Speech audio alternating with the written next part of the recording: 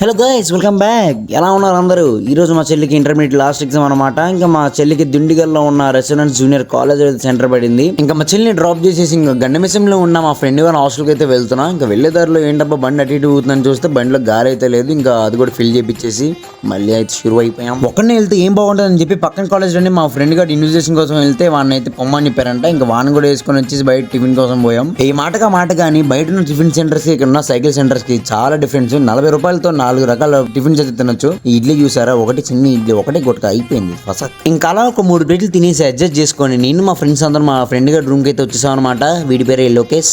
అలా మా ఫ్రెండ్ గారి రూమ్ లో టైం పాస్ చేస్తూ పడుకొని లేచేసరికి టైం చూస్తే ఏమో 12 అయితే అయిపోయింది.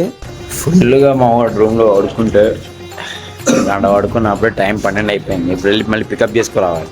మళ్ళీ మా చెల్లిని పిక్ చేసుకోవడానికి మనం అయితే సెంటర్ దగ్గరికి అయితే వచ్చేసాం అనమాట. ఇంకా వచ్చిన 10 minutes మా చెల్లి కూడా వచ్చేసింది. ఎగ్జామ్ అయితే బాగా రాసిందంట. ఎండ అయితే ఘోరంగా ఉంది. ఎగ్జామ్స్ అయిపోయిన ఆనందంతో పేపర్ చింపడాలు, డాన్స్ వేయడాలు చేస్తున్నారు ఇవి పిల్లలందరూ. కానీ వీళ్ళకి తెలియదు ఇంకా ముందు ఉందని. సరే మళ్ళీ కలుద్దాం, ఉంటాను, బాయ్.